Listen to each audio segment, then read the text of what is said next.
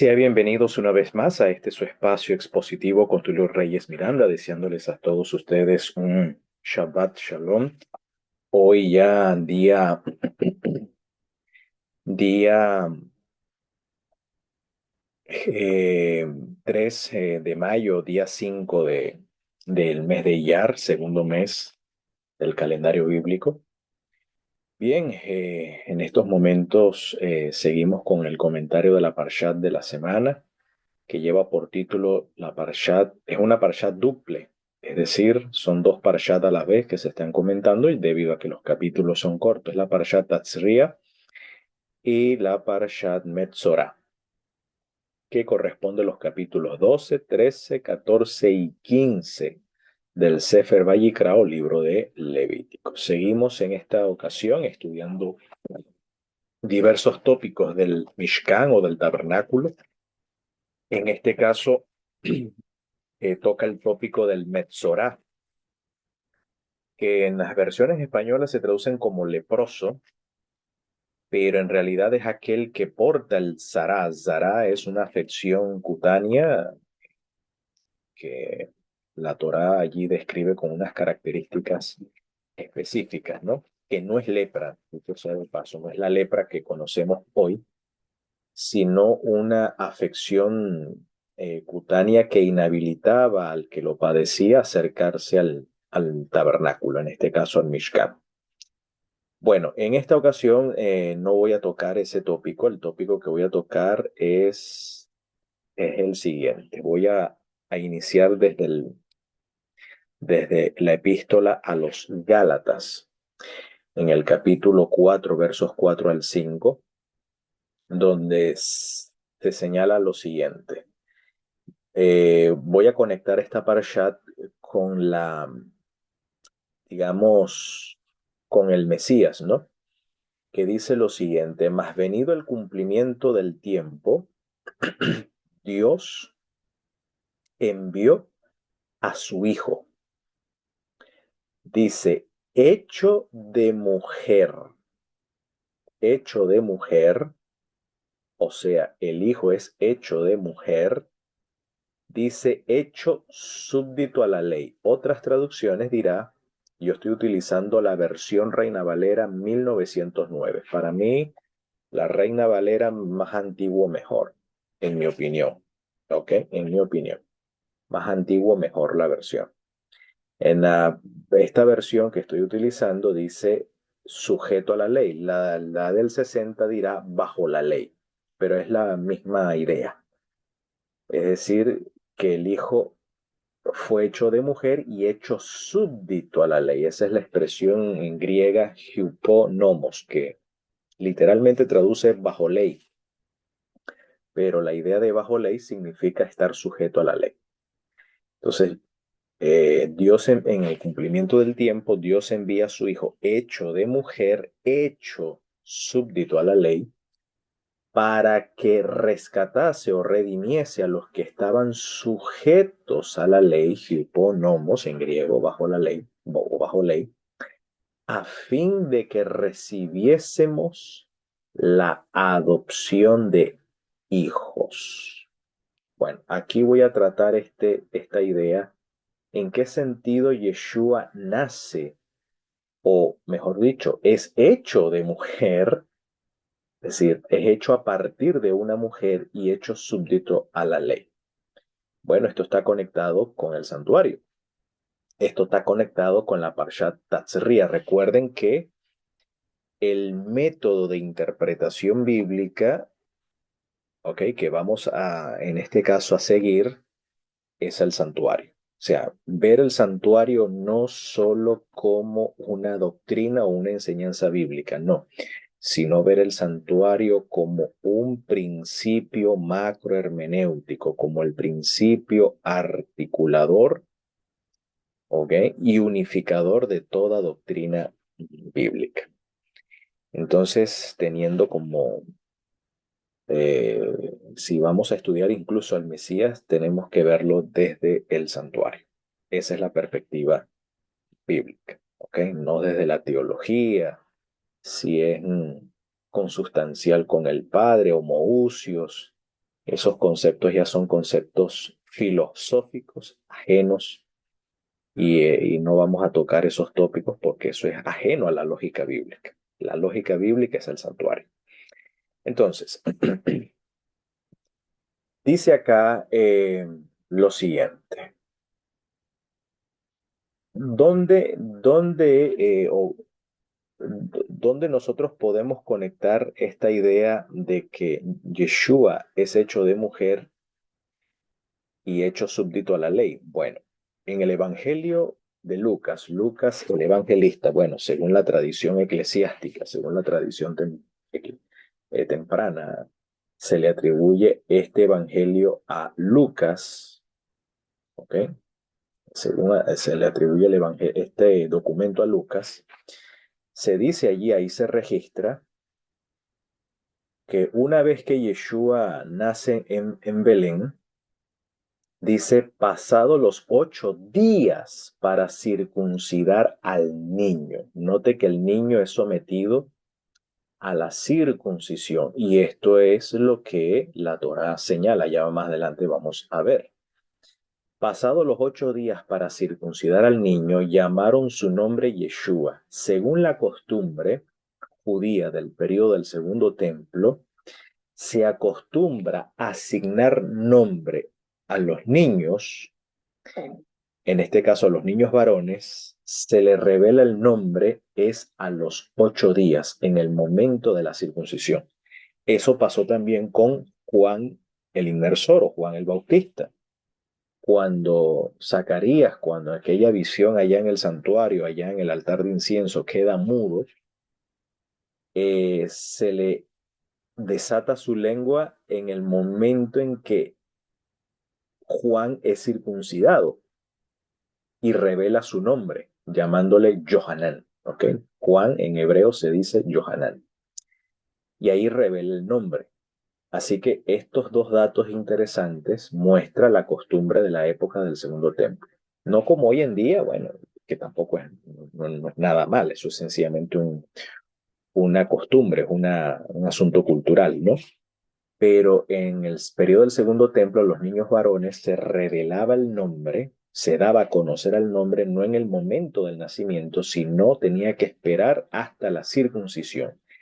Y en el rito de la circuncisión es donde se le asigna el nombre al niño o se revela el nombre al niño.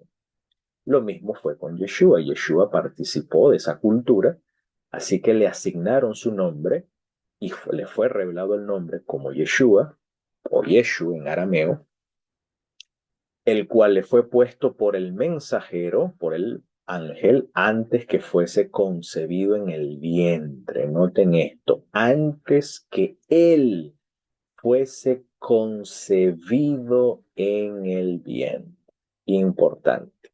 Esto está en armonía con lo que dice Pablo, con la cristología paulina. Según la cristología paulina, el Mesías es hecho de mujer. Así que el ángel le asigna al nombre al Mesías antes de que ella concibiere al Mesías en el vientre. ¿Ok? Dice, y como se cumplieron los días, quiero aclarar que en el documento lucano, en el corpus lucano, no hay preexistencia del Mesías. En el documento de Lucas, el Mesías no es preexistente. Quiero aclarar. Eso es en el Evangelio de Lucas. Estoy puntualizando Lucas. ¿Ok? En la teología lucana, el Mesías no es preexistente. El Mesías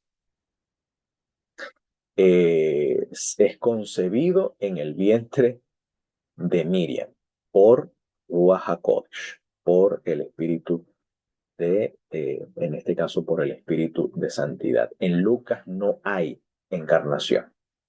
En el Evangelio de Lucas no se sustenta la encarnación.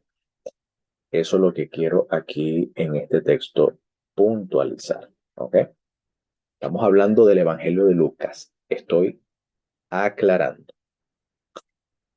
Ah, luego entonces dice, como se cumplieron los días de la purificación de ella, conforme a la ley de Moisés, noten, le trajeron a Jerusalén para presentarle al Señor. Es decir, luego de circuncidar a Yeshua, dice que le traen a Jerusalén. Recuerde que él nace en Belén, pasa los 8 días, es circuncidado seguramente en Belén, y luego, tiempo después, le traen a Jerusalén, a Jerusalén, para presentarlo al Señor. Es decir, lo traen al Mishkan, al tabernáculo, al santuario. Dice, como está escrito. Es decir, este traerle a Jerusalén es para cumplir con la Torá. Dice, como está escrito en la Torá de Adonai, en la ley del Señor. Todo varón que abriere la matriz será llamado Kadosh, es decir, será consagrado al Señor. ¿Ok? Esto está precisamente, esta instrucción está en Shemot 13. Si usted va al libro de Éxodo 13, dice allí, santifícame a todo primogénito que abriere matriz. ¿Ok? A todo varón, sí, a todo varón que abriere matriz. ¿Eh? Santifícame. Santifícame quiere decir apártame, sepárame, conságrame. Bueno, según Lucas, Yeshua era primogénito de Miriam. Entonces, Yeshua abre matriz, en este caso de Miriam, por lo tanto, según la Torah, pues es primogénito y debe ser consagrado al Señor. Entonces, por eso lo llevan al santuario, porque también tenían que cumplir un ritual que ya más adelante vamos a especificar. Y además van a Jerusalén con una segunda intención. La primera intención es para presentar a Yeshua al Mishkan, cumplir con el ritual que se llama el Pidyon Haben, el rescate del primogénito. Ya vamos a ver. Y en segundo lugar, la mujer tenía que cumplir con un ritual de purificación, como dice aquí, para dar la ofrenda conforme a lo que está dicho en la ley del Señor, un par de tórtolas o 2 palominos. Bueno, vamos a especificar ya con estos datos que nos dice Lucas. Ahí queda explicado lo que quiere decir Pablo, que Yeshua nació hecho de mujer, ¿ok? Hecho de mujer y hecho súbdito a la ley, para redimir a los que estaban sujetos a la ley, ¿ok? Entonces, Yeshua fue hecho sujeto a la ley cumpliendo el rito, en primer lugar, el rito de la circuncisión, como lo establece la Torah, fíjense. Aquí está la parashá de la semana, Levíticos 12, 2 al 3. Dice, Daber el Bene Israel, habla a los hijos de Israel Lemor, diciendo, Isha ki tatzria.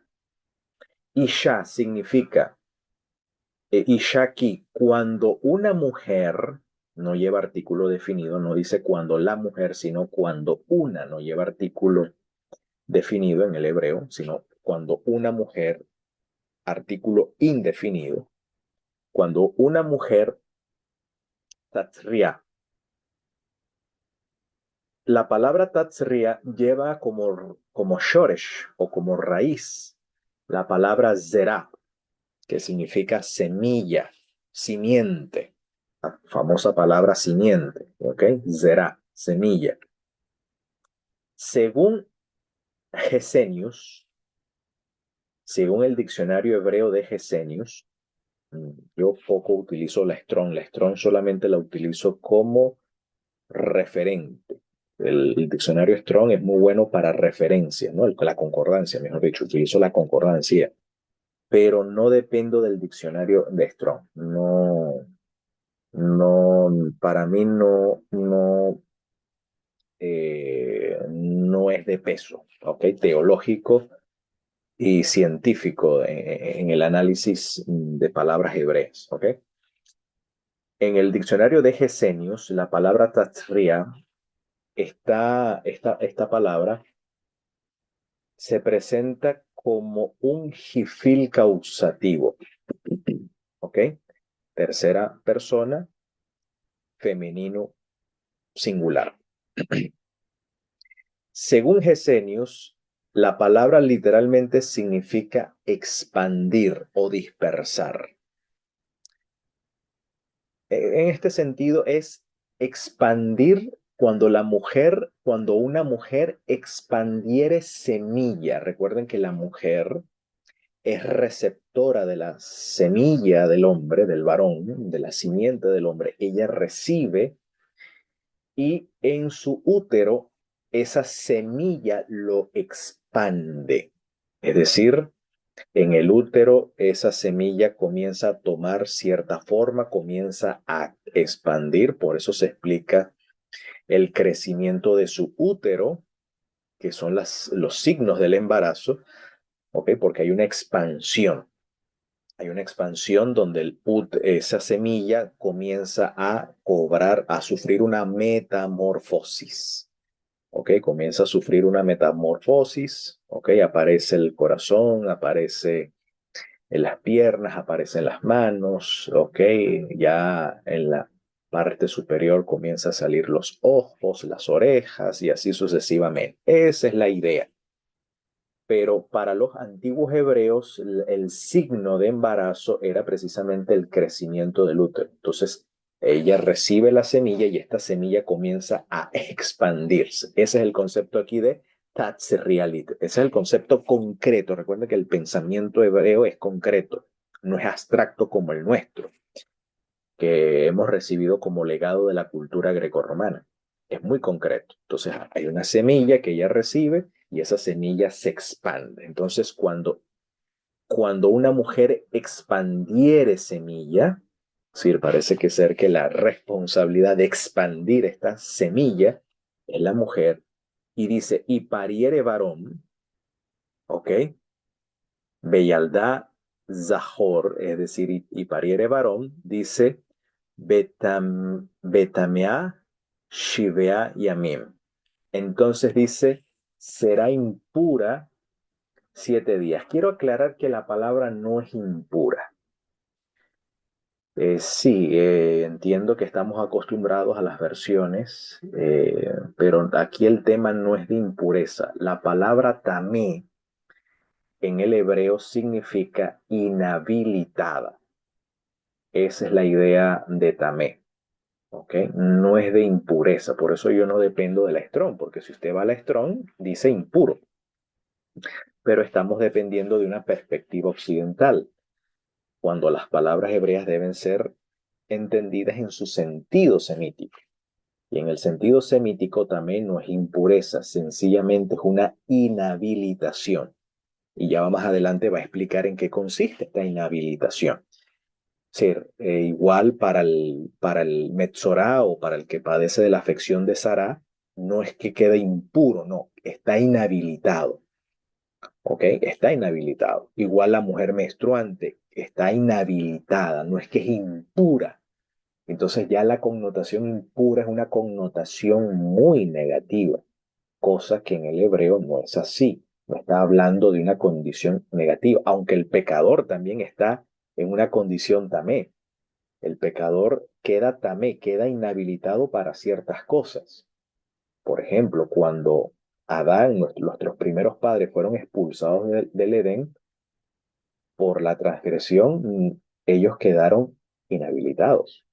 Tamé, ¿ok? Quedaron inhabilitados, por eso son retirados del Edén, ¿ok? Son retirados del Edén por una inhabilidad, quedan inhabilitados. Esa sería la idea, porque ya hablar de impureza es una connotación mucho más negativa y no es el contexto pues, de lo que el hebreo quiere transmitir. Entonces, quedará inhabilitada por 7 días, ¿ok? Según los días, dice Quiménida, según los días de su separación, dice por el flujo de Otá Titema, es decir, por los días del flujo de su inhabilitación. Entonces luego dice, Ubayon Hashemini, y en el día octavo, Ubayon Hashemini, Yimol Bezar Orlato, es decir, y en el en el día octavo circuncidará. Aquí está la mitzvah de la circuncisión. En el día octavo circuncidará la carne de su prepucio. ¿Ok? Entonces la circuncisión significa el corte que desaloja o despoja aquella carne, la carne del prepucio. ¿Ok? No quiero ser más explícito en este tema. Yo creo que ya ustedes como adultos entenderán el punto. Entonces, al octavo día se lleva a cabo la circuncisión, según la Torá. Pues Yeshua, según nos informa Lucas, cumple este ritual. ¿Ok? Se le revela el nombre al octavo día cuando se le hace la circuncisión. Allí Yeshua es hecho súbdito de la Torá. Es decir, es sometido a la Torá. Y no solamente en ese aspecto, sino en el siguiente aspecto. Vamos a la siguiente lámina.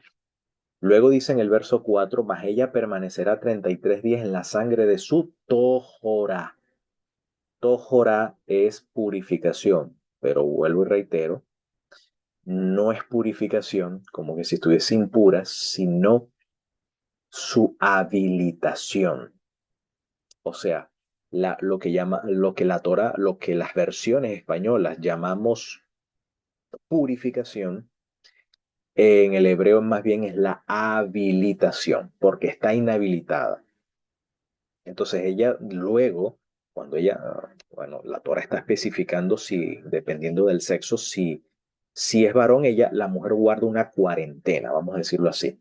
Dentro de esa cuarentena, los 8 días se circuncida el niño y en los días restantes, que serían 33, estaría siendo habilitada para luego acercarse al santuario los 40 días. Si es mujer, se duplican los días.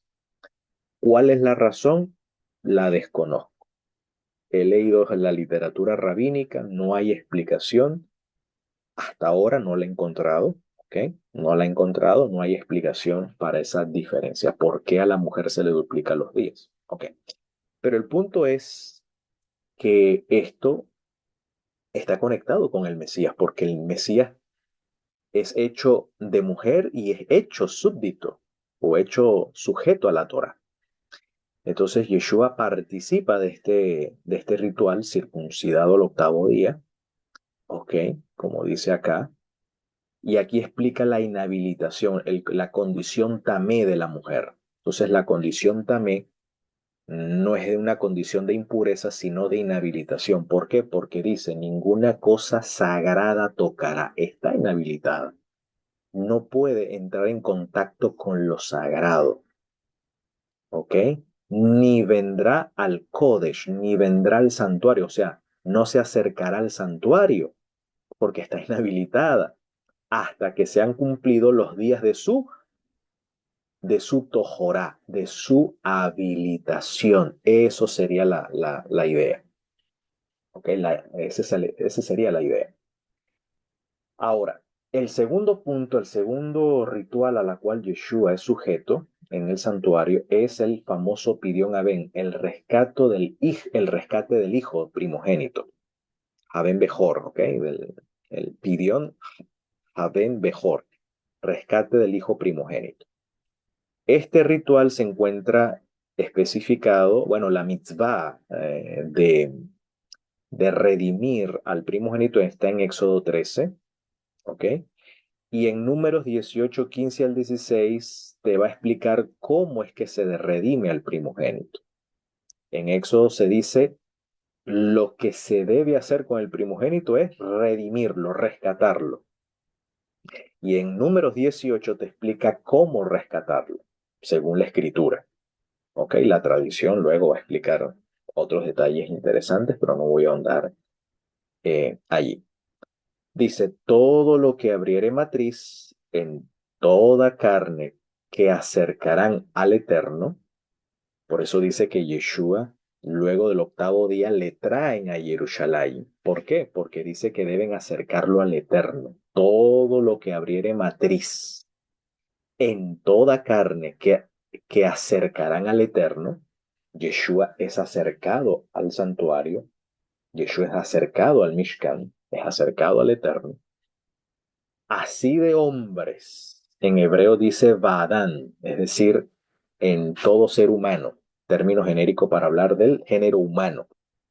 Eso es Adam. Adam en hebreo es el género humano.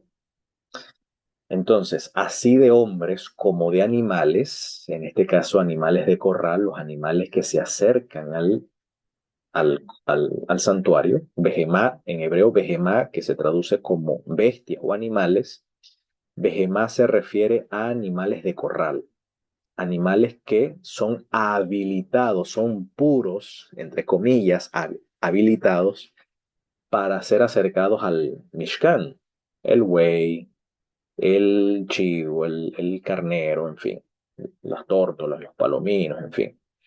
Esos son ese es el behemá.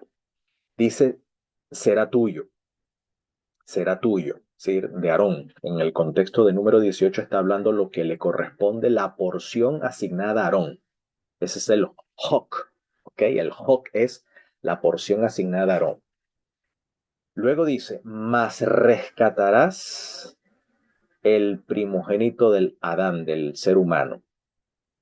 También harás redimir el primogénito de animal inhabilitado. En este caso era el asno, ¿ok? O el caballo. Eran animales que podían ser rescatados, específicamente los equinos, ¿no? Los equinos de corral, como el caballo y el asno. ¿A partir de cuándo serían rescatados el primogénito? Dice, de un mes. En hebreo dice, mi ven Hodesh, es decir, o sea, a partir del mes, es decir, desde el mes en adelante, se debía efectuar el rescate de ellos. ¿Cómo era el rescate de ellos? Conforme a tu estimación, por precio de 5 siclos, es decir, 5 shekel, es decir, que es la moneda del santuario, es la moneda de transacción del santuario.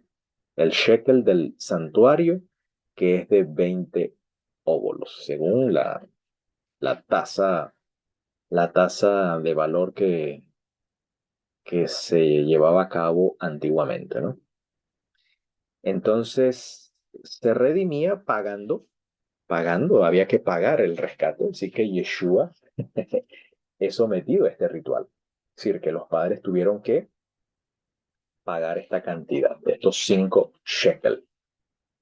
¿Ok? Cumplir esto a partir de los 30 días. Aunque el Evangelio de Lucas especifica, vamos a retroceder, el Evangelio de Lucas especifica que le traen a Jerusalén cuando se cumplieron los días de la purificación de ella.